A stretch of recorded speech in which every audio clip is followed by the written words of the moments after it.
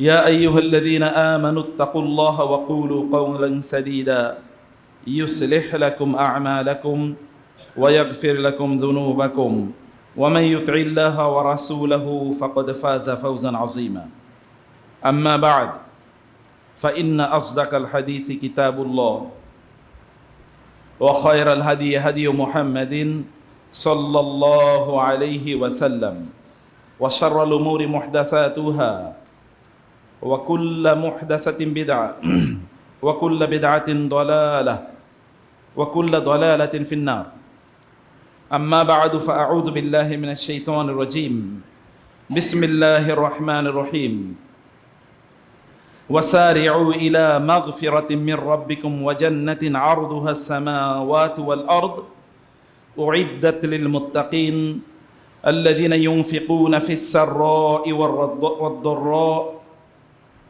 والكاظمين الغيظ والعافين عن الناس والله يحب المحسنين والذين إذا فعلوا فاحشة أو ظلموا أنفسهم ذكروا الله فاستغفروا لذنوبهم ومن يغفر الذنوب إلا الله ولم يصروا على ما فعلوا وهم يعلمون أولئك جزاؤهم مغفرة من ربهم وجنات تجري من تحتها الأنهار خالدين فيها ونعم أجر العاملين وقال النبي صلى الله عليه وسلم حين سأله رجل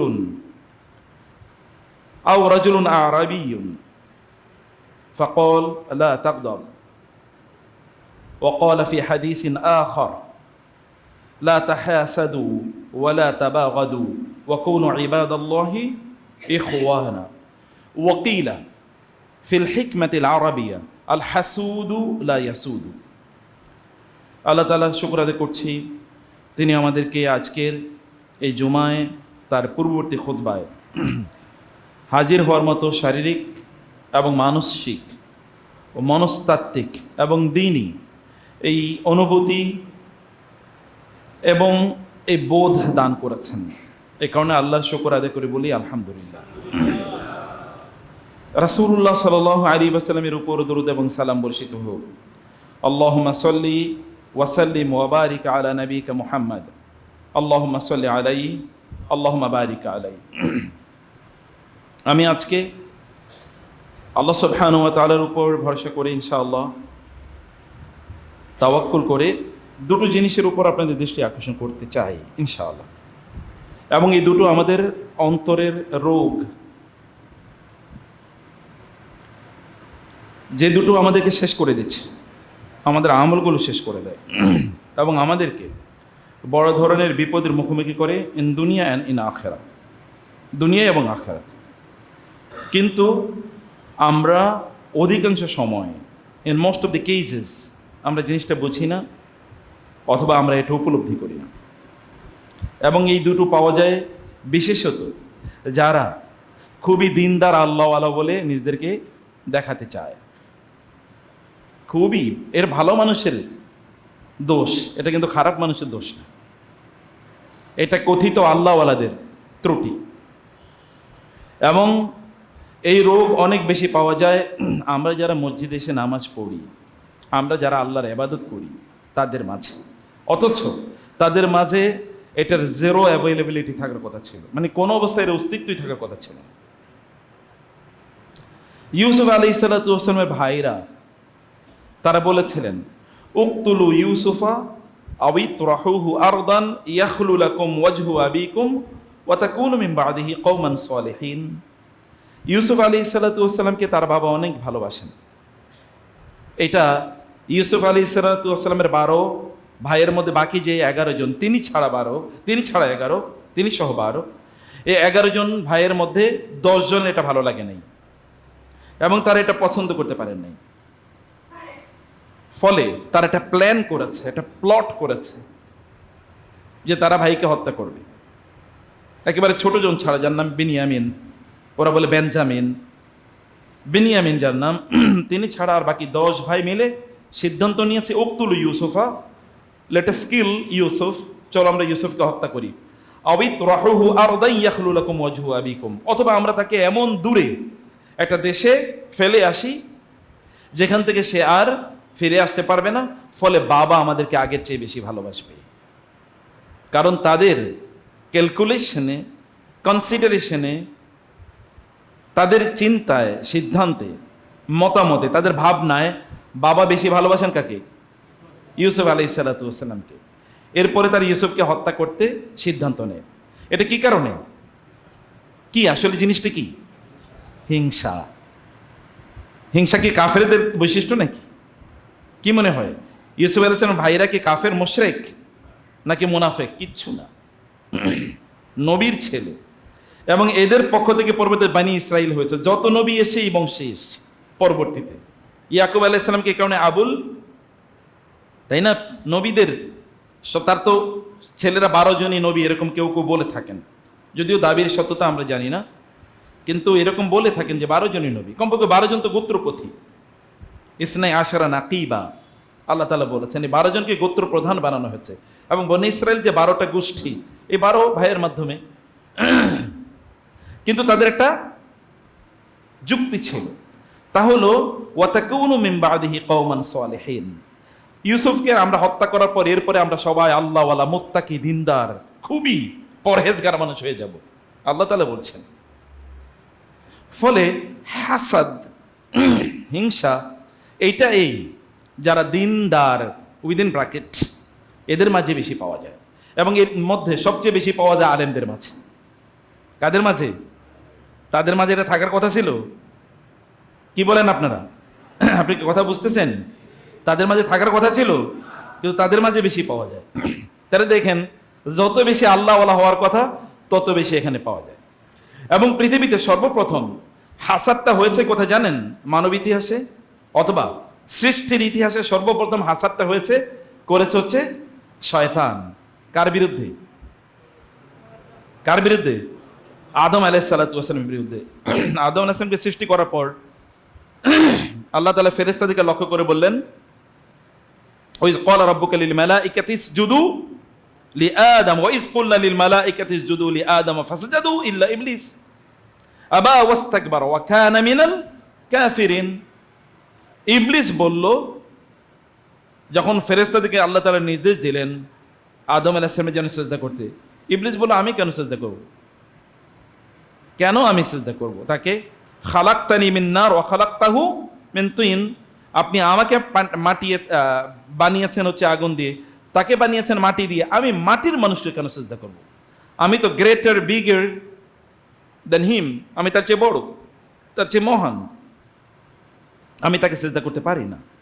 হাসাদ অর্থাৎ হিংসা, এটি বা ঈর্ষা নেগেটিভ সেন্সে, এটা প্রথমেই তৈরি হয়েছে শয়তানের মাধ্যমে। এরপর মানব ইতিহাসে এটা চলছেই। এবং এখন এগুলো বেশি পাওয়া যায় হচ্ছে আলেমরা এগুলোর ফেরি করে করে বিক্রি করে, এবং দিনদাররা, আমরা যারা মসজিদে নামাজ পড়তে আসি, আমরা এগুলো বেশি বিক্রি করি। আরেকটা জিনিস, সেটা আমাদের মাঝে বেশি পাওয়া যায়, যত বড় আল্লাহওয়ালা তত বড় রাগী। আছে কি না? অনেক বেশি আল্লাহওয়ালা, এই কারণে তার রাগ কন্ট্রোল করা যাচ্ছে না। আল্লাহ রাসূলের চেয়ে বড় আল্লাহওয়ালা কে ছিল? সাল্লাল্লাহু আলাইহি ওয়াসাল্লাম। এগেইন এক বেদুইন রাসূলুল্লাহ সাল্লাল্লাহু আলাইহি ওয়াসাল্লামের কাছে আসলেন এবং বলেন, ইয়া রাসূলুল্লাহ দুল্লানি আলা আমালিন ইউদখিলুনি আল জান্নাত ওয়া ইউবাইদুনি মিনান নার। হে আল্লাহর রাসূল, আমাকে এমন একটা আমলের কথা বলুন যে আমলটা করলে আমি জান্নাতে যাব এবং জাহান্নাম থেকে বাঁচব। এটা আমাকে জান্নাতে প্রবেশ করাবে, জাহান্নাম থেকে আমাকে বাঁচাবে। রাসূলুল্লাহ সাল্লাল্লাহু আলাইহি ওয়াসাল্লাম বললেন, লা তাকদাব, রাগ করো না। অথবা আরেকটা হাদিস অনুসারে, আউসিনি ইয়া রাসূলুল্লাহ, O prophet please give me advice. ইয়া রাসূলুল্লাহ, আপনি আমাকে অ্যাডভাইস করুন, আমাকে নাসিহা করুন। তিনি বললেন, লা তাকদাব, রাগ করো না। বলেন আরেকটা নাসিহা করুন, বলো লা তাকদাব, রাগ করো না। বলে আরেকটা নাসিহা করুন, বলো লা তাকদাব, রাগ করো না। তিনবারই কি বলেছেন? রাগ করো না। তিনবারই নবীজি সাল্লাল্লাহু আলাইহি ওয়াসাল্লাম এই কথা বলেছেন। এটা এমন না যে এটা কেবলমাত্র তার মুখের ভাষা। ইয়াকুলুনা বিআফওয়াহিহিম মা লাইসা ফি কুলুবিহিম। একদল লোক আছে, মুখে যা বলে অন্তরে তা নাই, অন্তরে যা আছে মুখে তা নাই। এরকম একদল লোক আছে কিনা? কিন্তু নবীজি সাল্লাল্লাহু আলাইহি ওয়াসাল্লাম যা মুখে বলতেন তা তার অন্তরেরই শতভাগ বহিঃপ্রকাশ। যা তার অন্তরে আছে তাই তার মুখে থাকতো, যা তার মুখে আছে তাই তার অন্তরে এবং তার চরিত্রে থাকতো। এই কারণে নবীজি সাল্লাল্লাহু আলাইহি ওয়াসাল্লাম তিনি বলেছেন, লাইসা শাদীদু বিসসুরা ইন্নামা শাদীদু মান ইয়ামলিকু নাফসাহু ইনদাল গাদাবি। ওই ব্যক্তি শক্তিশালী না যে কুস্তিতে অন্যকে পরাজিত করে। শক্তিশালী কে? যে তার নিজকে রাগের সময় নিয়ন্ত্রণ করতে পারে। আল্লাহ তাআলা বলেছেন আল্লাযীনা ইউনফিকুনা আমওয়াল, যাদের জন্য আল্লাহ সুবহানাহু ওয়া তাআলা জান্নাতকে উইদ্দাত লিল মুত্তাকিন, আমি জান্নাতকে প্রস্তুত করে রেখেছি মুত্তাকিদের জন্য। কারা? আল্লাযীনা ইউনফিকুনা ফিস সাররাই ওয়াদ দাররাই, যারা সব সময় দান করে, weather in adversity or in property, তার সম্পদ থাকুক বা না থাকুক সে দান করেই যায়। ওয়াল কাযিমিনাল গায়জা, এবং যারা তাদের রাগকে কি করে? খেয়ে ফেলে। রাগকে খেয়ে ফেলে। আল্লাহ বলেছেন কাজমা, কাজমা মানে হচ্ছে রাগকে খেয়ে ফেলা। ওয়াল আফিনা আনিন নাস, মানুষদেরকে ক্ষমা করে দেয়। ওয়াল্লাহু ইউহিব্বুল মুহসিনিন, ক্ষমা করে দেওয়ার পর মানুষের সাথে যারা উত্তম আচরণ করে আল্লাহ তাআলা এই জাতীয় ব্যক্তিদেরকে ভালোবাসেন। আল্লাহ তাআলা এদেরকে ভালোবাসেন। হাসান আল বসরি রাহিমাহুল্লাহ অথবা জাইনুল আবিদিন হাসান বিন আলী বিন হাসান, আলী রাদিয়াল্লাহু তাআলা আনহু নাতির ছেলে, প্রপৌত্র, তাকে বলা হতো জাইনুল আবিদিন। যারা ইবাদত করতে ইবাদতকারীদের তিনি ছিলেন সৌন্দর্য, মানে সবচেয়ে বেশি ইবাদত গুজার ছিলেন তিনি, এবং সবচেয়ে বেশি দানশীল ছিলেন। রাতের অন্ধকারে মানুষের ঘরের সামনে খাবার রেখে আসতেন, আটার বা ময়দার বস্তা রেখে আসতেন। সকালবেলা লোকেরা দরজা খুলে দেখতো তার ঘরের সামনে ময়দা বা আটার বস্তা। এরকম হাজারো ঘর, কিন্তু কে রেখে যায় কেউ জানে না। যেদিন জাইনুল আবেদিন মারা যান, আলী রাদিয়াল্লাহু তাআলার প্রপুত্র, যেদিন মারা যান আলী রাদিয়ার ছেলে হাসান, হাসানের ছেলে আলী, আলীর ছেলে তিনি, তো তিনি যেদিন মারা যান এরপর থেকে মানুষের ঘরের সামনে আর ওই রকম বস্তা পাওয়া যায় না। তখন লোকেরা বুঝতে পারলো এই কাজটা উনি করতেন, এবং এই সময়ের সবচেয়ে বড় আলেম ছিলেন। তিনি একবার তার একজন কাজের মানুষ তার জন্য পানি নিয়ে আসলেন। তখন তো কাজের লোক বিক্রি হতো বাজারে। নিয়ে আসার পর পানির পেয়ালাটা, তার কাছে অনেকজন মেহমান ছিল, পানির পেয়ালাটা তার গায়ের মধ্যে ফেলে দেন, একটু স্লিপ করে বা একটু হোঁচট খেয়ে তার গায়ের মধ্যে ফেলে দেন। গায়ের মধ্যে পানিও পড়ে আর ওই গ্লাসটাও ভেঙে যায়। তিনি কেবল তার দিকে একটু রাগের দৃষ্টিতে তাকালেন।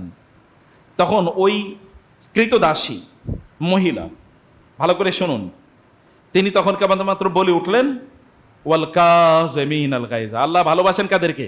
যারা তাদের রাগকে নিয়ন্ত্রণ করে। তিনি সাথে সাথে বলেন কাযমতু গায়জি, আমি আমার রাগকে নিয়ন্ত্রণ করলাম।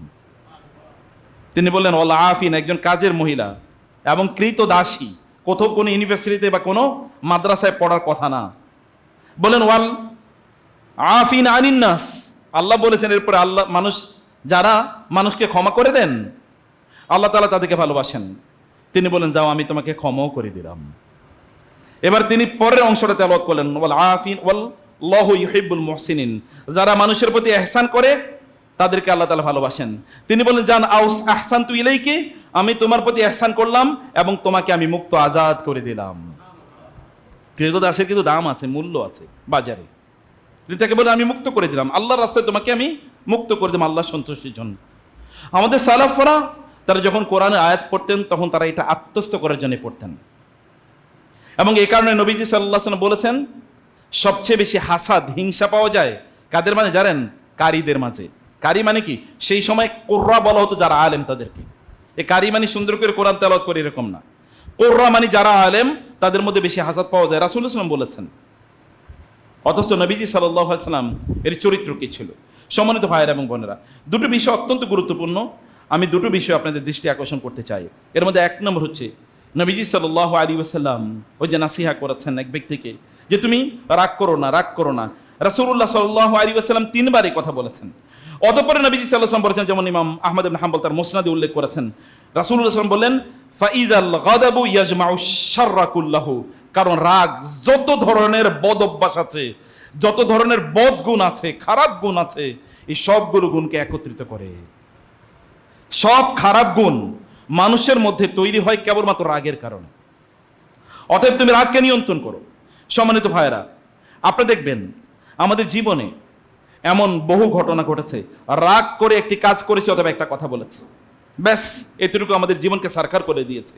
এখানে সারাফনা বলতেন আউয়ালুহা জুনুনুন, রাগের প্রথম অংশটা হচ্ছে একটা পাগলামি, মাতলামি, ও পাগলের মতো করে আচরণ করছে। ও আখিরুহু নাদামুন আও নুদুমুন, আর লাস্ট অংশ হচ্ছে এখন সে লজ্জিত, অপমানিত হয়, লাঞ্ছিত হয়। শেষ হচ্ছে লাঞ্ছনা, প্রথম হচ্ছে কি? পাগলামি। রাগ এর লাস্ট অংশটা রেজাল্ট হয় কোথায় গিয়ে? আমরা তখন লাঞ্ছিত হই, অপমানিত হই। রাসূলুল্লাহ সাল্লাল্লাহু আলাইহি ওয়াসাল্লাম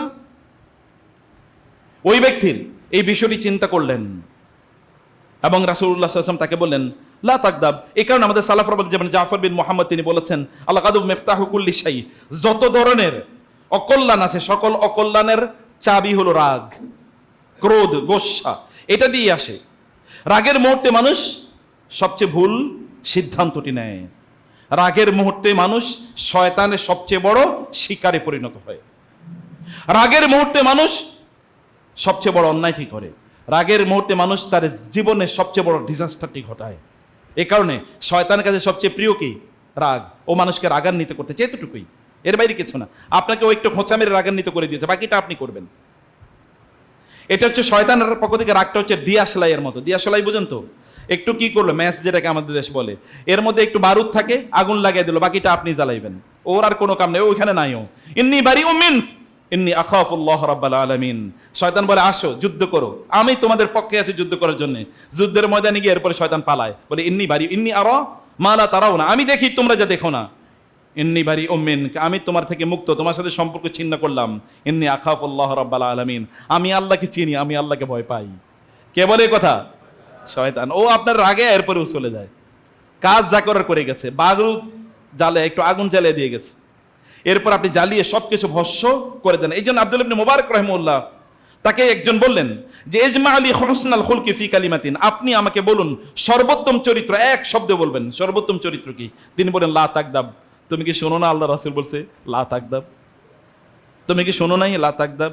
ওই হাদিসে নবীজি সাল্লাল্লাহু আলাইহি ওয়াসাল্লাম যখন ওই ব্যক্তি বারবার বলছিলেন ইয়া রাসূলুল্লাহ আমাকে আরেকটা নসিহত দিন, তিনি বলেন আমা সামেতা, তুমি কি শুনো নাই আমি তোমার কি বলছি? লা তাকদাব, এইটাই তোমার জন্য নসিহত, এইটাই তুমি কেবলমাত্র সম্পাদন করো। এতটুকু যদি তুমি করো প্রিয় ভাইরা রাসূলুল্লাহ সাল্লাল্লাহু আলাইহি ওয়াসাল্লামের কথা অনুসারে, তাইলেই যথেষ্ট। একজন মুসলিমের উচিত আপনাদের বাড়ি ঘরে নিজেদের জন্য, পরিবারের সদস্যদের জন্য একই কথা, যে এক নম্বর কাজ হচ্ছে তাদেরকে উত্তম চরিত্রের উপর প্রশিক্ষিত করা। আল আখলাক আল ফাদিলা আল মাহমুদা, উত্তম চরিত্রের উপর তাদেরকে প্রশিক্ষিত করা। যেমন আল হিলম, যেমন ধৈর্য, স্থৈর্য, যেমন ধীরতা, স্থিরতা, এবং যেমন তাড়াহুড়া থেকে দূরে থাকা। তাড়াহুড়া কিন্তু রাগের ফসল। আমরা রাগ করে তারপরে তাড়াহুড়া করে কোনো সিদ্ধান্ত দেই, অথবা কোনো মতামত প্রকাশ করি, অথবা কোনো মন্তব্য করি। একটা মন্তব্যই আপনার গন্তব্যকে ঠেকিয়ে দিতে পারে। একটা মন্তব্য আপনাকে গোটা জীবনকে তছনছ করে দিতে পারে। তালাকটা কি আসলে? রাগের মুহূর্তে একটা কথাই। এখন আমাদেরকে অনেকে এসে বলে রাগের মুহূর্তে তালাক দিছি, এখন হবে কি? আমি বলছি আপনি কি কোনদিন শুনেছেন কাউকে যে বাদাম খেতে খেতে, কফি খেতে খেতে কাউকে তালাক দিছে?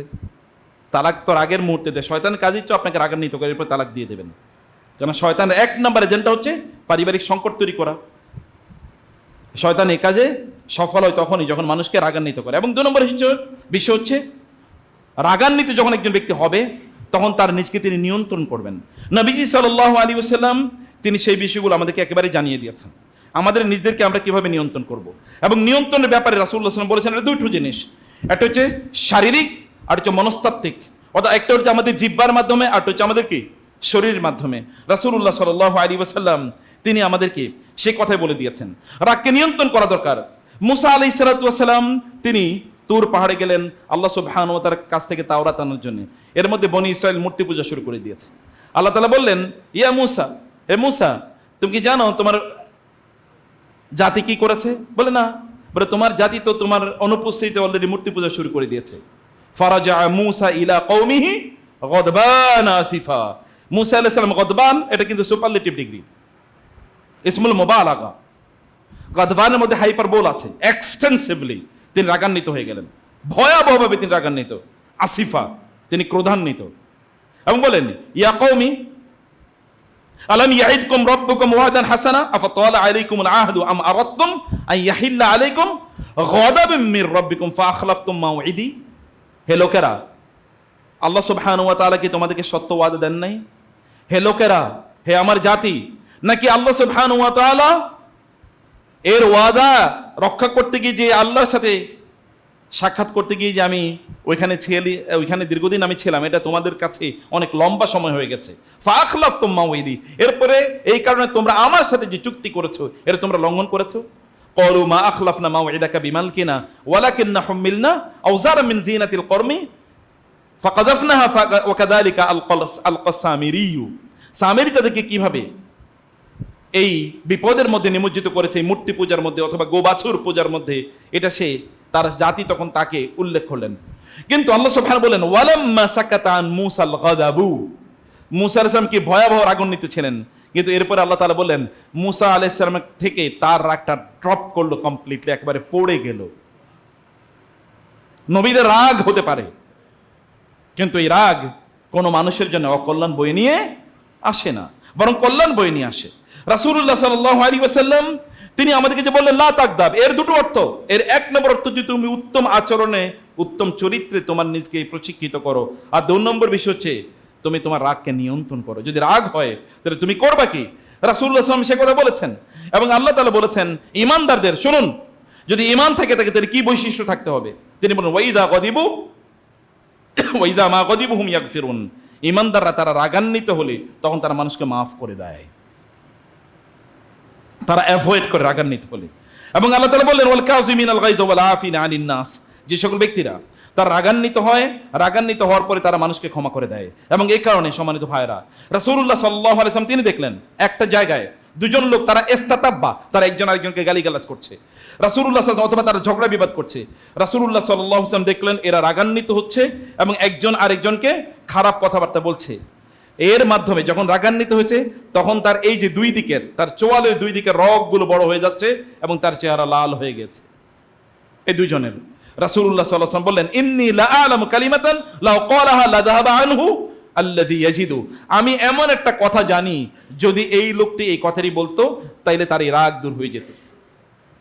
এরপর রাসূলুল্লাহ সাল্লাল্লাহু আলাইহি ওয়াসাল্লাম এর কাছে রাসূলুল্লাহ ওই ব্যক্তির কাছে একজন লোককে পাঠালেন এবং তাকে বললেন যাও তুমি তাকে বলো তাওয়াজ বিল্লাহি মিনাশ শাইতানির রাজিম, তুমি তাকে গিয়ে বলো সেই ব্যক্তি যেন বলে আউযু বিল্লাহি মিনাশ শাইতানির রাজিম। আউযু বিল্লাহ আমরা কেন বলি? শয়তান থেকে আল্লাহর কাছে আশ্রয় চাই। তার মানে রাগটা আসলো কোথা থেকে?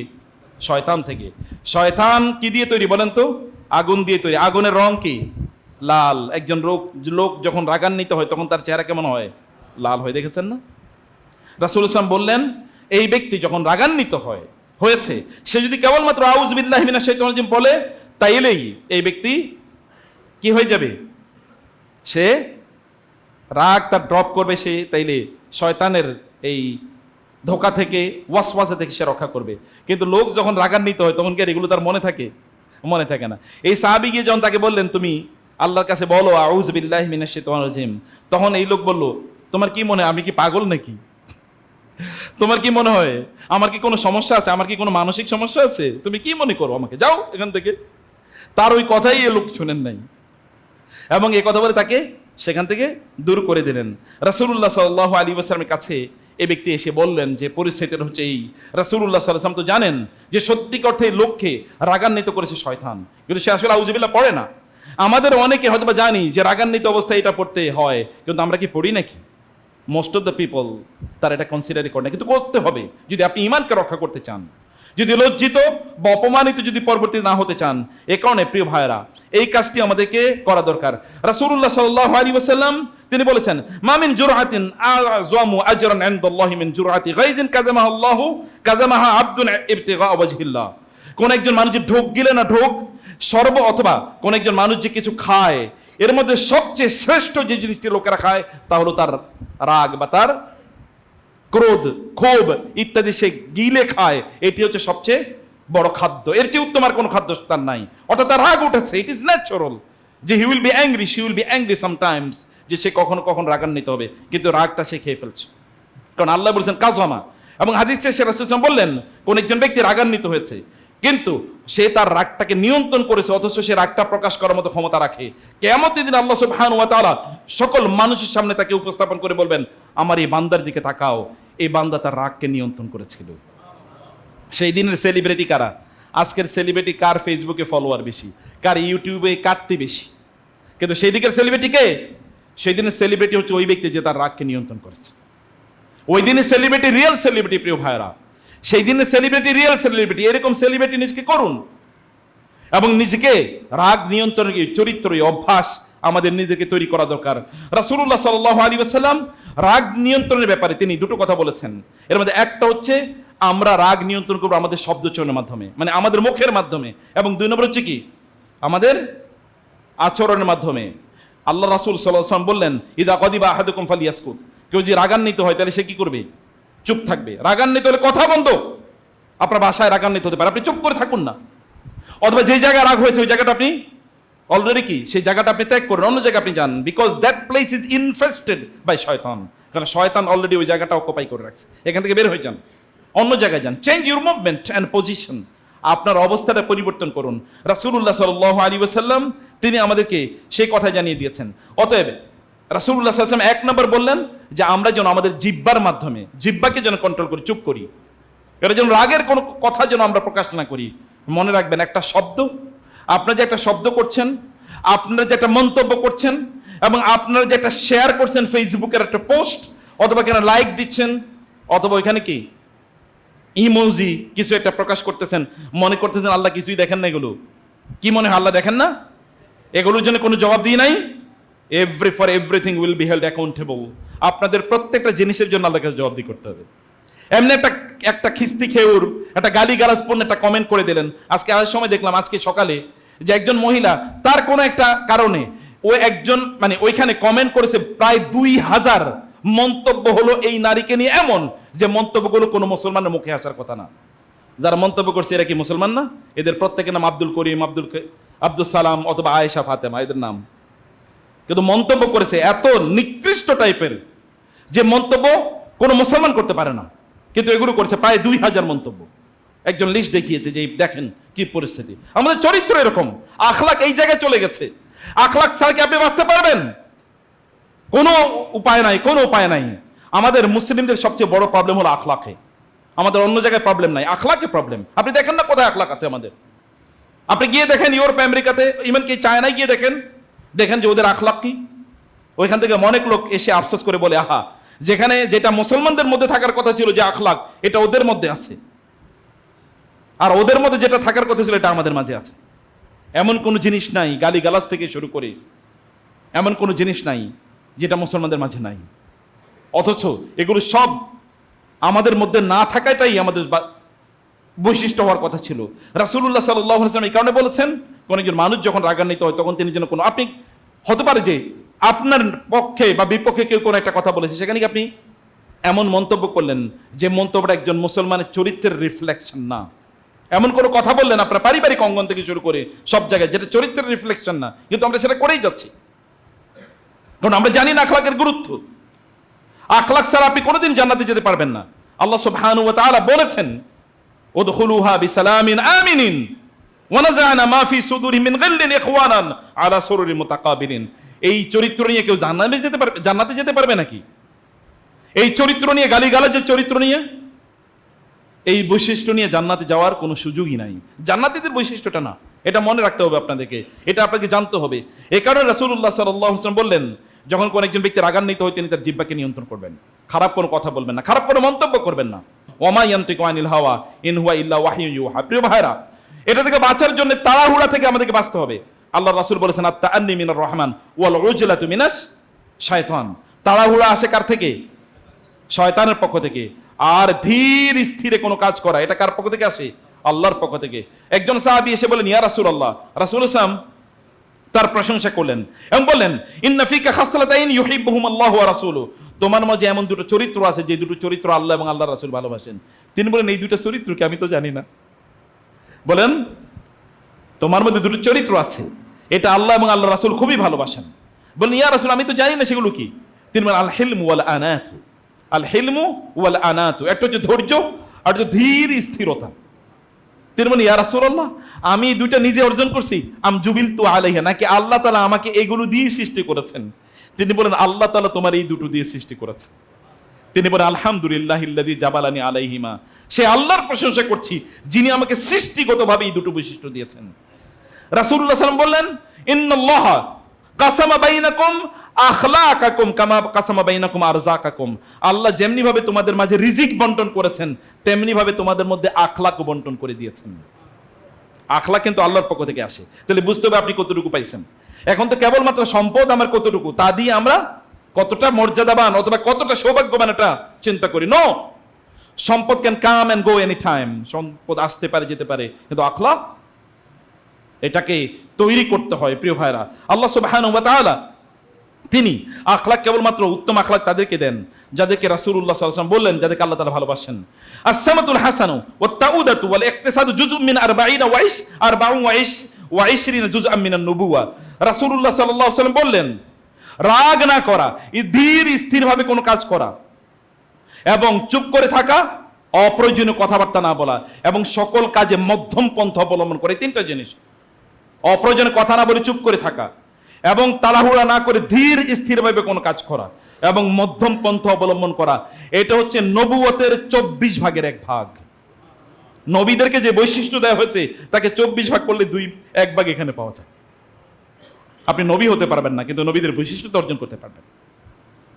নবীদের বৈশিষ্ট্য তাড়াহুড়া না, ধীর স্থিরভাবে করুন, চিন্তা ভাবনা করুন, কারণ আল্লাহ তাআলার বৈশিষ্ট্য হচ্ছে তাই। রাসূলুল্লাহ সাল্লাল্লাহু আলাইহি ওয়াসাল্লামের বৈশিষ্ট্য হচ্ছে তাই। রাসূলুল্লাহ সাল্লাল্লাহু আলাইহি ওয়াসাল্লামের বৈশিষ্ট্য আপনাদের অর্জন, আমাদের অর্জন করা দরকার। আল্লাহ তাআলা বলেছেন, উলাইকাল্লাযীনা হাদাহুমুল্লাহু ফাবিহুদাহুম মুক্তাদি। আল্লাহ তাআলা এদেরকে হেদায়েত দিয়েছেন, অতএব তাদের মতো করে তোমরা চলো। তাদের মতো করে আমাদের চরিত্র, আমাদের আখলাক নির্মাণ করার জন্য আল্লাহ সুবহানাহু ওয়া তাআলা আমাদেরকে নির্দেশ প্রদান করেছেন। প্রিয় ভাইরা, আমরা যদি আমাদের উত্তম আখলাক তৈরি করতে চাই, যদি আমাদের নিজেদেরকে যদি রাগান্বিত হওয়া থেকে আমরা রক্ষা করতে চাই, তাহলে আমাদের মধ্যে যে বৈশিষ্ট্যটি তৈরি করা দরকার তা হচ্ছে আর রিফক, কোমলতা। বুঝতে পেরেছেন কি? কোমলতা, কোমলভাবে কথা বলা, কোমলভাবে আচরণ করা, এটা আমাদের জন্য প্রচন্ড গুরুত্বপূর্ণ। এবং মনে রাখবেন, আপনি যতটা কোমল আল্লাহ তাআলা আপনাকে ততটা ভালোবাসেন। বুঝেন নাই কথা? বাসায় গিয়ে সুবহানাল্লাহ বলেন, আপনারা যতটা কোমল ততটা আল্লাহ তাআলা আপনাদেরকে ভালোবাসেন। ইন্নাল্লাহা রাফিকুন ইউহিব্বুর রিফকা। আল্লাহ তাআলা তিনি কোমল এবং তিনি কোমলতাকে ভালোবাসেন। রাসূলুল্লাহ সাল্লাল্লাহু আলাইহি ওয়াসাল্লাম তিনি বললেন, আয়েশা রাদিয়াল্লাহু তাআলা আনহা, তিনি একদল ইহুদি এসে রাসূলুল্লাহ সাল্লাল্লাহু আলাইহি ওয়াসাল্লামকে গালি দিলেন। গালি মানে আসসালামু আলাইকা, আপনার ধ্বংস। রাসূলুল্লাহ সাল্লাল্লাহু আলাইহি ওয়াসাল্লাম বললেন ওয়া আলাইকুম, এতটুকুই। আয়েশা রাদিয়াল্লাহু তাআলা তিনি শুনলেন, তিনি রাগান্বিত হয়ে গেলেন এবং বললেন ওয়া আলাইকুম আসসালাম ওয়া লানাতুল্লাহ, তোমাদের উপর আল্লাহ লানত পড়ুক, তোমাদের ধ্বংস হোক। রাসূলুল্লাহ সাল্লাল্লাহু আলাইহি ওয়াসাল্লাম বললেন, ইয়া আয়েশা ইরফিকি, হে আয়েশা একটু একটু কি আর একটু কোমল হন, আর একটু কোমল হন। তার স্ত্রীকে বলছেন আর একটু কোমল হন। ইন্নাল্লাহা রাফিকুন ইউহিব্বুর রিফকা। আল্লাহ তাআলা তিনি কোমলভাষী, তিনি কোমলভাষীদেরকে ভালোবাসেন। ওয়ায়ুতি আলা রিফকি মা লা ইউতি আলাল উনফি। আপনি রাগান্বিত হলে, কঠোর ভাষায় কথা বললে আল্লাহ তাআলা আপনাকে যে রহমত বা বারাকা দেবেন তার চেয়ে বহু বহু গুণ বেশি দেবেন যদি আপনি কোমলভাষী হন। এবং রাসূল সাল্লাল্লাহু আলাইহি ওয়াসাল্লাম বললেন, ওয়া লা ইউতি মাল আলা মা সিওয়াহু। আপনি অন্য যত বৈশিষ্ট্য অর্জন করেন না কেন, অত বৈশিষ্ট্যে আল্লাহ তাআলা আপনাকে যতটুকু মর্যাদা প্রদান করবেন তার চেয়ে কোমলভাষী হলে আল্লাহ তাআলা আপনাকে অনেক বেশি মর্যাদা দেবেন। কোমলভাষী হওয়া, কারণ আমরা রাগান্বিত যখন হই তখন আমরা চিৎকার করি, চেঁচামেচি করি। আর আল্লাহ তাআলা বলেছেন, ওয়াকসিদ ফি মাশিকা ওয়াগদুন মিন সাউতিকা ইন্না আনকারাল আসওয়াতি লা সাউতুল হামির। আল্লাহ তাআলা বললেন যে তুমি তোমার কণ্ঠকে নিচু করো, নিচু স্বরে কথা বলো, রাগান্বিত হইও না, কারণ গাধার মতো আওয়াজ করো না। আল্লাহর কাছে সবচেয়ে নিকৃষ্ট আওয়াজ কার? গাধার। একদল লোক আছে দেখবেন গাধার মতো আওয়াজ করছেই। এবং আল্লাহ তাআলা এই জাতীয় যারা চিৎকার করে, চেঁচামেচি করে, আল্লাহ তাআলা তাদেরকে গাধার আওয়াজের সাথে তাদেরকে তুলনা দিয়েছেন। কোরআনে আল্লাহ তাআলা 2টা জাতিকে গাধার সাথে তুলনা দিয়েছেন। এর মধ্যে একটা জাতি হলো ইহুদি আলেমরা। একটা জাতি কি? ইহুদি আলেমরা। বিশাল বড় আলেম, কিন্তু তার কোনো আমল নাই, তার কোনো আমল নাই। দেখেন না ফিলিস্তিনের লোকজনকে কিভাবে হত্যা করে, কিন্তু তারপরেও তাদের মধ্যে ওই আলেমরা ওখানে বসে অনুমোদন দেয় এবং তারা দোয়া করে, আল্লাহ ওদেরকে বাঁচাও, এদেরকে, এই জালিমদেরকে বাঁচাও, ওরা বলে। আর আল্লাহ তাআলা বললেন সূরাতুল জুমাতে, মাসালুল লাযিনা হুম্মিলুত তাওরাতা সুম্মা লাম ইয়াহমিলুহা কামাসালিল হিমারি ইয়াহমিলু আসফারা। এর হচ্ছে গাধার মতো। গাধার উপর যদি আপনি প্রচুর পরিমাণ বই চাপিয়ে দেন, তাহলে কি গাধা অনেক বড় আলেম হয়ে যাবে নাকি? অনেকগুলো বই চাপিয়ে দিলেন ওর গায়ে, তা আলেম হবে না। এগুলো হচ্ছে ওই রকম গাধার মতো।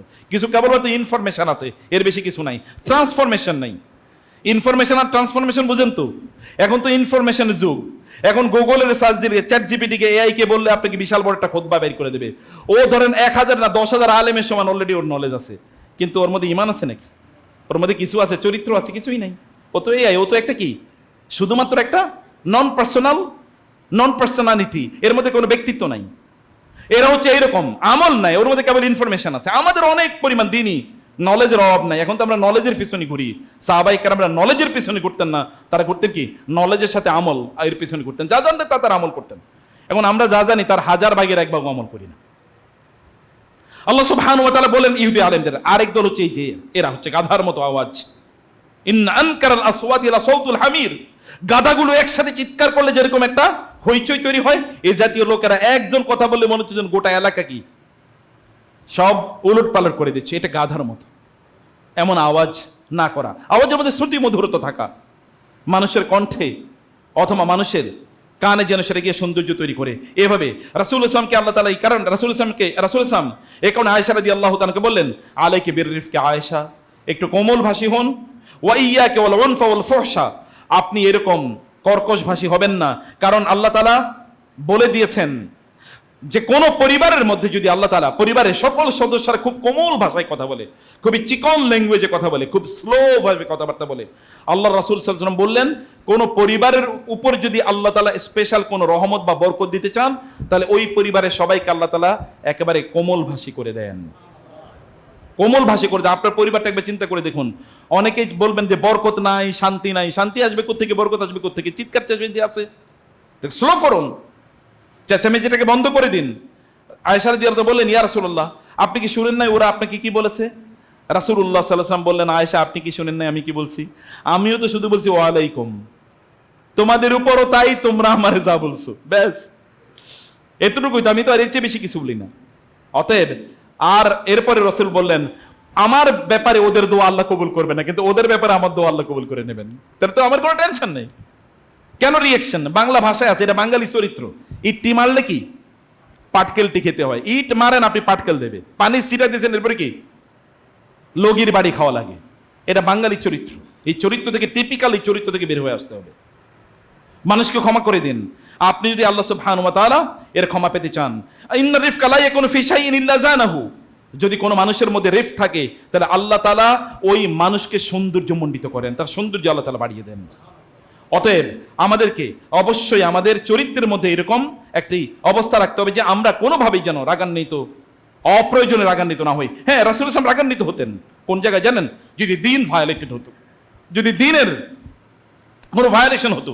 কিন্তু তার এই উত্তম আখলাক, রাগান্বিত না হওয়ার চরিত্র, মানুষের সাথে কোমল ব্যবহারের চরিত্র দেখেন না কেমন হয়েছে, কি হয়েছে? আল্লাহ তাআলা বললেন উহুদের যুদ্ধে সাহাবায়ে কেরামরা, এর মধ্যে যারা রুমাত, ওই যে আপনার তীরন্দাজদের যেই পাহাড়টি ছিল, সেখান থেকে একদল সাহাবী, তাদেরকে বলা হয়েছে তোমরা এখানে 50 জন, তোমরা এখানেই থাকবা, আমরা যদি যুদ্ধের ময়দানে পরাজিত হই তাহলে তোমরা এই জায়গা ত্যাগ করবা না। কিন্তু তারা ইজতিহাদি ভুল করেছেন, সেখান থেকে তারা চলে গেলেন। এরপর একটা ডিজাস্টার ঘটলো, সেখানে 70 জন সাহাবী ইনক্লুডিং রাসূল ইসলামের চাচা আমির হামজা রাদিয়াল্লাহু তাআলা আনহু, মুসআব ইবনে উমাইর রাদিয়াল্লাহু তাআলা, ইসলামের প্রথম দাঈ, এবং আরো অসংখ্য সাহাবী সেখানে শাহাদাত বরণ, 70 জন সাহাবী শাহাদাত বরণ করলেন, এবং বাকিরা প্রায় আহত। রাসূলুল্লাহ সাল্লাল্লাহু আলাইহি ওয়াসাল্লাম নিজেও আহত। এইরকম একটা যুদ্ধের পর, এরপরে যদি মিলিটারি যদি কোনো স্কোয়াড হতো, অথবা যদি এরকম কোনো যুদ্ধ হতো যেখানে মিলিটারি অংশগ্রহণ করেছে, তারপরে এই জাতীয় ব্যক্তিদেরকে, যারা মিলিটারি কমান্ডার ইন চিফের নির্দেশ ভায়োলেট করেছে, ওদেরকে ফায়ার স্কোয়াডে নিয়ে একেবারে সরাসরি ফায়ার করে এরকম মারা, ওদেরকে হত্যা করা হতো। এটাই ছিল নির্দেশ, এটাই সাধারণ, এটাই ন্যাচারাল। কিন্তু আল্লাহ তাআলা তার রাসূলকে যাওয়ার আগে বলে দিলেন, ফাবিমা রাহমাতিম মিনাল্লাহি লিনতা লাহুম, খবরদার এদের সাথে কঠিন কথা বলা যাবে না, এদের সাথে কঠিন কথা বলা যাবে না। আপনি বরং তাদের সাথে উত্তম আচরণ করবেন, আপনি কোমল ভাবে কথা বলবেন। ওয়ালাউ কুনতা ফাজ্জান গালিজাল কলবি লানফাদ্দু মিন হাওলিক, আপনি যদি ওদের সাথে কঠোর কথা বলেন এবং যদি কঠিন হৃদয় প্রকাশ করেন, তাহলে এরা সবাই আপনার কাছ থেকে চলে যাবে। ফাফু আনহুম, ওদেরকে ক্ষমা করে দেন। ক্ষমা করলে চলবে না, আমাকে বলতে হবে আল্লাহ আপনিও তাদেরকে ক্ষমা করে দেন। ওয়াশাবিরহুম ফিল আমর, এতটুকু বললেও চলবে না, এরপরে সকল ব্যাপারে তাদের সাথে পরামর্শ করে সিদ্ধান্ত নেবেন। বলবেন না যে তোমরা ভুল করছো, তোমাদের কোনো পরামর্শ নিব না। No, consult everyone in every matter, সবার সাথে আপনি পরামর্শ করে তারপর সিদ্ধান্ত নেবেন। দেখেছেন আল্লাহ সুবহানাহু ওয়া তাআলা তার রাসূলকে কি নির্দেশ দিচ্ছেন? আমরা হলে কি করতাম আর রাসূল কি করছেন? সুমামা বিন উসাল নামক এক ব্যক্তি, তিনি আরবের মদিনার কাছেরই খুব বড় একটা বেদুইন গোত্রের তিনি প্রধান। সুমা বিন উসাল তিনি আহলুল ইয়ামামা, ইয়ামামা তো আপনারা জানেন, সেই ইয়ামামার তিনি প্রধান সৈয়দ। রাসূল ইসলাম মদিনায় যখন, তখন তার একদল লোক লুটেরা, এরা এসে মদিনার আশপাশে স্কাউট স্ক্যাফে এখান থেকে মুসলমানদের সম্পদগুলো, ক্যাটেলগুলো, ওট এবং ইত্যাদি এগুলো সব লুট করে নিয়ে যেত। একবার সাহাবীরা তাকে ধরলেন, ধরে এরপরে নিয়ে আসলেন মসজিদ নবীর একটা খুঁটির সাথে তাকে বেঁধে রাখা হলো। রাসূলুল্লাহ সাল্লাম প্রত্যেক নামাজে আসেন এবং তাকে খুব কোমল স্বরে জিজ্ঞেস করেন, সুমামা কি অবস্থা? সুমামা বিন উথাল, কি অবস্থা সুমামা? বলেন, ইয়া মুহাম্মদ, আপনি যদি আমার সাথে উত্তম আচরণ করেন তাহলে আপনি দেখবেন আমি কেমন প্রতিদান দিই, আর যদি আমার সাথে খারাপ কিছু করা হয় তাহলে আমার জাতি কিন্তু ছেড়ে দেবে না, মনে রাখলাম। থ্রেট দিচ্ছে, অথচ বন্দী, এবং তিনি কিন্তু বড় অপরাধী, ওই যে মোস্ট ওয়ান্টেড বলা হয় না, দাগী আসামি, তাকে বন্দি করে রাখা হয়েছে। রাসূল তাকে কোমল ভাবে জিজ্ঞেস করেছে, কি অবস্থা? বলে, আমারে যদি আপনি একটু অনুগ্রহ করেন আমার প্রতি, তাহলে আমি এর প্রতিদান দেবো, আর যদি আমার সাথে খারাপ আচরণ হয় তাহলে আমার জাতি কিন্তু ছাড়িয়ে দেবে না। রাসূল এরপরে নামাজে আসলেন, আবার আসরের নামাজে একই প্রশ্ন, মাগরিব নামাজে একই প্রশ্ন, এশার নামাজে একই কথা, ফজর নামাজে একই কথা। এরপরে এসে তাকে কি বললেন? ওই প্রথমবারই সাহাবীদেরকে ডেকে বললেন, এই তোমাদের বন্ধুর সাথে উত্তম আচরণ করবা, তোমরা যা খাবা তা খাওয়াবা, তোমরা যা পান করবা তা পান করাবা, তোমাদের যা জামা কাপড় তাকে এরকম জামা কাপড় পরতে দেবা, বন্দির সাথে আচরণ। ইনি দেখলেন, কি রে, কার সাথে আমি এরকম খারাপ আচরণ করতাম এতদিন? এরকম 3-4 ওয়াক্ত নামাজে রাসূলের সাথে তার সাক্ষাৎ। পরের দিন রাসূলুল্লাহ সাল্লাল্লাহু আলাইহি ওয়াসাল্লাম সাহাবায়ে কেরাম দেখবেন, আতলিকু আসিরাকুম, তোমাদের এই বন্দীকে মুক্ত করে দাও। তিনি চলে গেলেন, চলে গিয়ে কিছুক্ষণ পরে তিনি দৌড়ে আসছেন মসজিদ নববীতে এবং বলেন, ইয়া মুহাম্মদ, আমি মুসলমান হতে চাই, আপনি আমাকে মুসলমান বানান। বলে, আল্লাহর কসম, ইসলাম গ্রহণের আগে আল্লাহর কসম, এই পৃথিবীতে সবচেয়ে নিকৃষ্ট চেহারা ছিল আপনার চেহারা আমার কাছে, কিন্তু আমি জানি না কি হয়েছে, এখন এই পৃথিবীর সর্বোত্তম চেহারা হচ্ছে আপনার চেহারা আমার কাছে। আমি যে চেহারাকে সবচেয়ে ভালোবাসি, এই পৃথিবীর সবচেয়ে নিকৃষ্ট দেশ ছিল আপনার দেশ, এখন আমি জানি না কি হয়েছে, আপনার এই মদিনা, এই ছোট্ট শহরটা, এটা আমার কাছে পৃথিবীর সবচেয়ে প্রিয় শহর। আমি জানি না, আপনার ধর্মকে আমি সবচেয়ে বেশি ঘৃণা করতাম, কিন্তু কি হয়েছে আমি জানি না, আপনার ধর্ম ইসলাম আমার কাছে পৃথিবীর শ্রেষ্ঠতম ধর্ম, আমার জীবনে দিনের জন্য আমি উৎসর্গ করিতে পারি। এখন কি হয়েছে বলেন তো? কেবল এতটুকু মুখের কথা, এতটুকু মুখের কথাই শুধুমাত্র এতটুকু হয়েছে। রাসূলুল্লাহ সাল্লাল্লাহু আলাইহি ওয়াসাল্লাম, এক বেদুইন, তিনি মসজিদে আসলেন, রাসূলুল্লাহ সাল্লাল্লাহু আলাইহি ওয়াসাল্লাম তিনি খুতবা দিচ্ছেন, বেদুইন ওখানে এসে পেশাব করে দিয়েছে। সাহাবায়ে কেরাম কি রাগান নেই তো, এখানে কেউ পেশাব না থুতু ফেললেই তো আপনারা দুরা মারবেন। আর আমাদের যা চরিত্র মুসলমানদের, এটা তো মায়ের পিঠ ছাড়া কোনো চরিত্র নেই।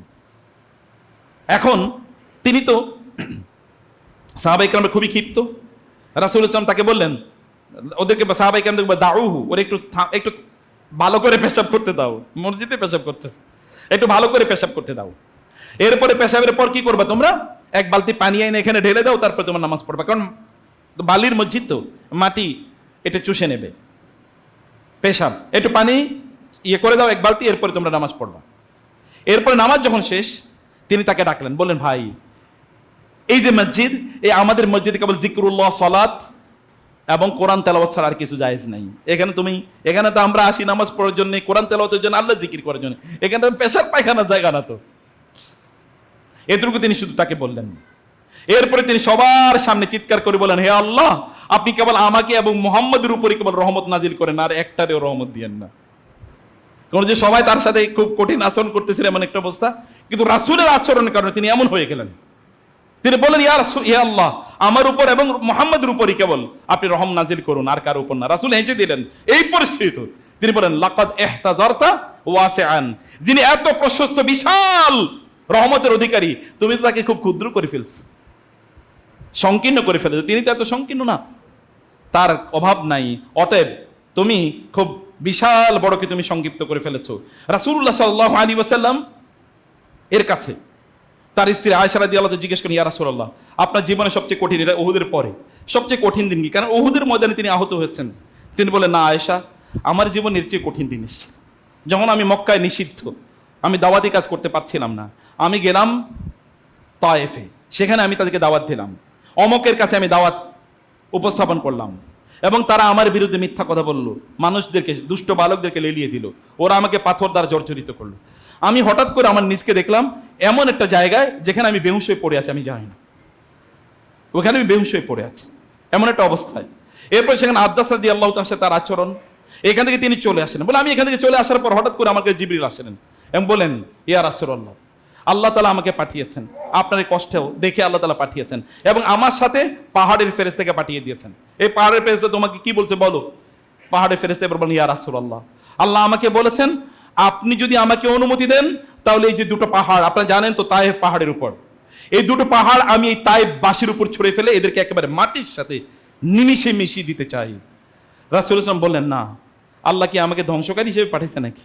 আল্লাহ তাআলা আমাকে রহমত হিসেবে পাঠিয়েছে। বরং আমি আল্লাহর কাছে দোয়া করি, ওয়ালাকিন আরজু ইলাল্লাহি আন ইউখরিজা মিন আসলাবিহিম মান ইয়াবুদুল্লাহ ওয়াহদা, বরং আমি আল্লাহর কাছে দোয়া করি, হে আল্লাহ তুমি এদের পরবর্তী প্রজন্মরে এমন বানাও তারা কেবল তোমার ইবাদত করবে, আর কারো ইবাদত করবে না।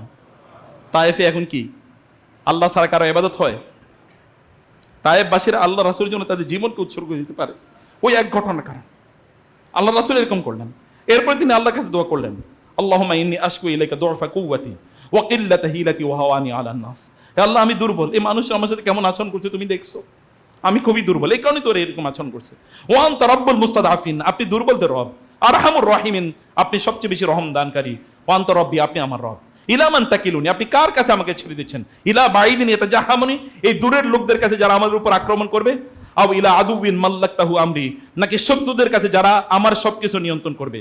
ইল্লাম ইয়াকুন বিকা আলাইয়া গাদাবুন ফালা উবালি, আল্লাহ আপনি যদি আমার উপর রাগ না করেন তাইলে আমাকে লোকেরা যদি কেটে টুকরো টুকরো করে দেয় তাহলে আমার কোনো আপত্তি নাই।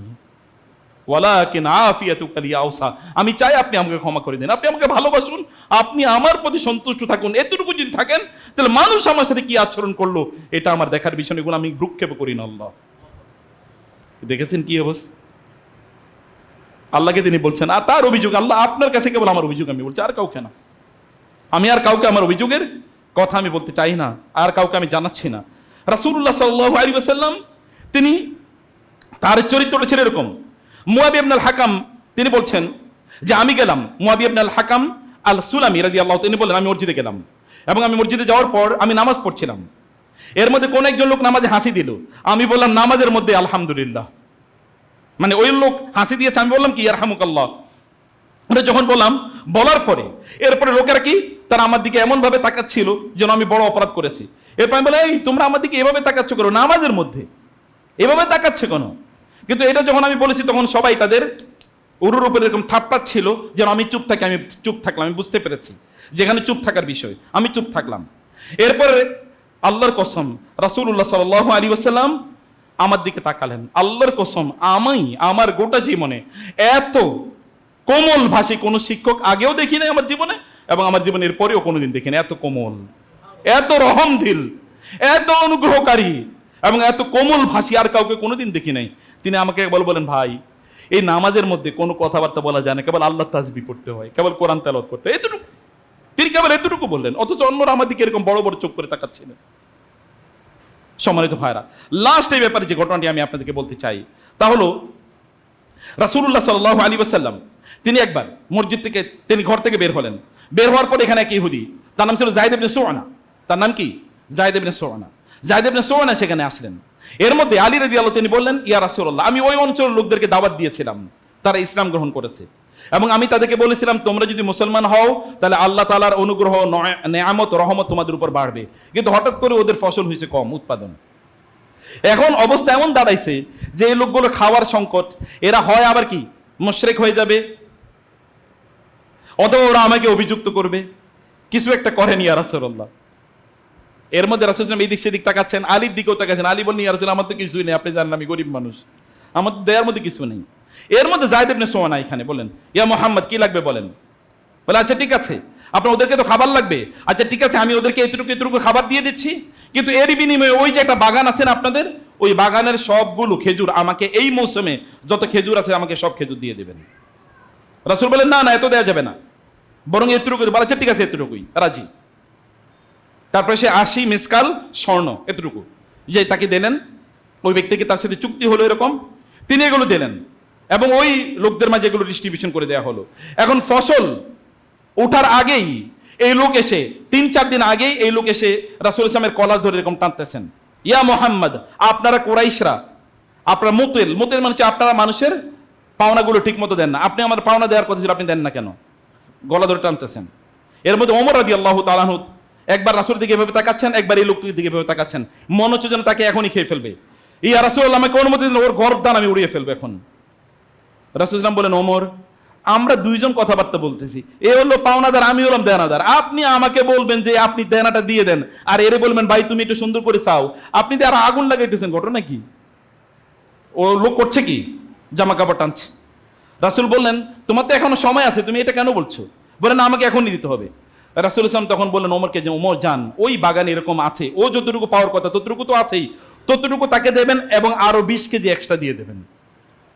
আরো 20 কি কেজি তো তার চেয়ে বেশি, কেজি তো তার চেয়ে কম, 20 সা তাকে এক্সট্রা দিয়ে দেবেন। সেখানে ওমর রাদিয়াল্লাহু তাআলা, রাসূল যেহেতু নির্দেশ দিয়েছেন তাকে নিয়ে গেলেন।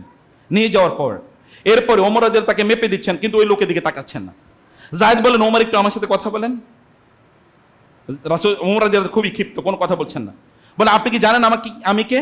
বলে, আমি জানি না তুমি কে, আমি জানতেও চাই না তুমি কি, এটা আমার জানারও বিষয় না। আল্লাহ রাসূল যদি নিষেধ না করতে, তাহলে তোমার গর্দান কখনই আমি উড়িয়ে দিতাম। বলে, আমার কথাটা একটু শোনেন না প্লিজ, আমি তো তাওরাতের পণ্ডিত, আপনি জানেন আমি হিব্রুম মিন আহবারিল ইয়াহুদ, আমি ইহুদিদের পণ্ডিত জায়েদ।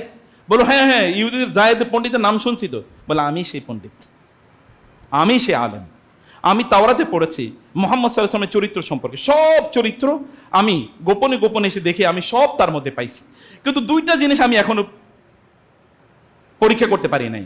এর মধ্যে একটা হলো যে তিনি প্রচন্ড ধৈর্যশীল, আর 2 নম্বর হলো কেউ যদি তাকে রাগায় তাহলে তার ধৈর্য আগের চেয়ে বেড়ে যায়। 1 নম্বর কি, তিনি প্রচন্ড ধৈর্যশীল। 2 নম্বর হচ্ছে তাকে যদি কেউ রাগান্বিত করে তাহলে তার ধৈর্য আগের চেয়ে বেড়ে যায়। এখন আমি এটা পরীক্ষা করব কিভাবে? আমি কেবল আসতাম এটা পরীক্ষা করার জন্য, কিন্তু আমি এটা পরীক্ষা করতে পারছিলাম না। এবার আমি একটা সুযোগ পেয়ে গেছি যে এইরকম একটা ধার দিয়ে যদি তাকে রাগান্বিত করা যায়, আমি তো সেই রাগান্বিত করার চেষ্টা করেছি। ওমর, এবার আপনি আমার কথা শোনেন, আল্লাহর কসম তাওরাতে তার ব্যাপারে যা কথা ছিল এই দুইটা আমি আগে দেখে নেই, আজকে আমি এই দুইটা পরীক্ষা করেছি এবং আপনাকে সাক্ষী রেখে বললাম আমি মুহাম্মদের দ্বীনের প্রতি আমি এখন আত্মসমর্পণ করলাম, আমি মুসলমান হয়ে গেছি। এবং আরেকটা জিনিস আমি আপনাকে সাক্ষী রেখে আমি বলছি, আপনি জানেন আমার প্রচুর পরিমাণ সম্পদ আছে, আমার সকল সম্পদ আমি আল্লাহ রাসূলের জন্য উৎসর্গ করে দিলাম। আপনার আমার কি আমাদের এরকম কোনো চরিত্র আমাদের মধ্যে থাকবে না, যে একটা চরিত্র মানুষের মধ্যে এমন অবস্থা তৈরি করে দেয়? এটা যদি আমাদের মধ্যে না থাকে তাহলে কি হবে প্রিয় ভাইরা? তাইলে এই যে দিনের কথা আমরা যেটা বলছি এটা আমাদেরকে বাঁচাতে পারবে না। আমি লাস্ট 2 মিনিটে আপনাদেরকে আরেকটা যে টপিকটা রয়ে গেছে সেটা তো আমি বলতে পারলাম না, সেটি হচ্ছে হাসাদ, হিংসা। রাসূলুল্লাহ সাল্লাল্লাহু আলাইহি ওয়াসাল্লাম বলেছেন, লা তাহাসাদু ওয়ালা তাবাগাদু, তোমরা পরস্পর হিংসা করো না এবং তোমরা পরস্পরকে ঘৃণা করো না। রাসূলুল্লাহ সাল্লাল্লাহু আলাইহি ওয়াসাল্লাম বললেন, ওয়াকুনু ইবাদাল্লাহি ইখওয়ানা, তোমরা আল্লাহর বান্দা, ভাই ভাই পরিণত হয়ে যাও। তিনি বললেন, আল হাসাদ আল হালিকা, আল হাসাদ এটা হচ্ছে হালিকা, এটা ধ্বংস করে দেয়, কেটে দেয়। তিনি বললেন, আমি বলি না যে লা আহলিকু আশ-শা'r, আমি বলি না যে এটা চুল মুন্ডন করে, ওয়ালাকিন ইয়াহলিকুদ্দিন, বরং একেবারে দিন থেকে একজন ব্যক্তিকে উচ্ছেদ করে দেয়। হাসাদ, হিংসা।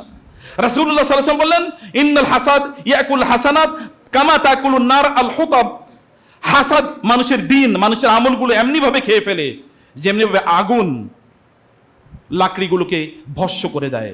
প্রিয় ভাইরা, হাসাদ আমরা যে করি, হাসাদ যখন আমরা করি, কাউকে ঈর্ষা করি, হিংসা করি, এটা আপনি জানেন একজন মুসলমানের চরিত্র এটা হতে পারে না, এটা আল্লাহ তাআলা ইহুদির চরিত্র বলেছেন। আমি ইয়াহসুদুনান নাসা আলা মা আতাহুমুল্লাহু মিন ফাদলি, নাকি ওরা মুসলমানদেরকে, এরা নবীজিকে আল্লাহ তাআলা যেই মর্যাদা দিয়েছেন এটাকে তারা হিংসা করছে, ঈর্ষা করছে। ইহুদিদের চরিত্র এটা তো মুসলমানদের চরিত্র না।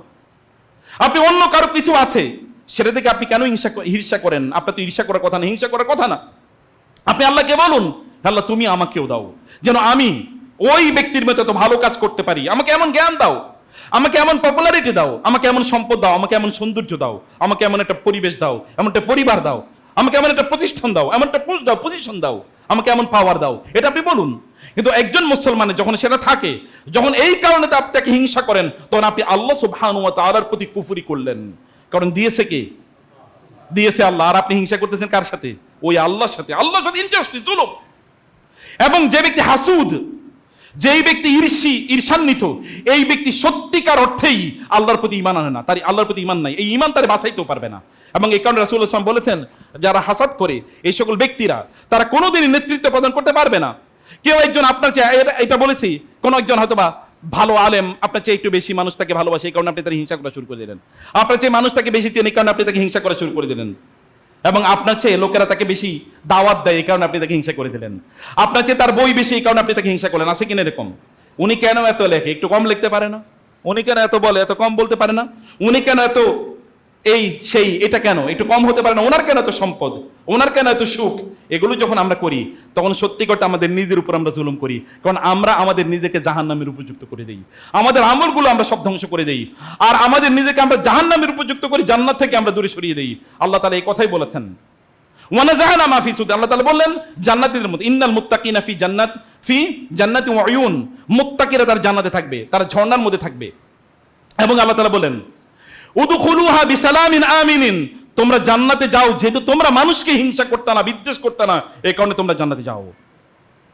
এবং আল্লাহ তাআলা বললেন ওয়ানাযা'না মা ফি সুদূরি মিন গিল্লিন ইখওয়ানান আলা সুররিন মুতাকাবিলিন, এদের অন্তরে কোনো হিংসা বিদ্বেষ যদি থাকেও তাহলে আমি এগুলো সব ধুয়ে সাফ করে দিয়ে তারপর তাদেরকে আমি জান্নাতে প্রবেশ করাই। জান্নাতে যেতে হলে মানুষকে হিংসা করবেন না, আল্লাহর কাছে দোয়া করুন।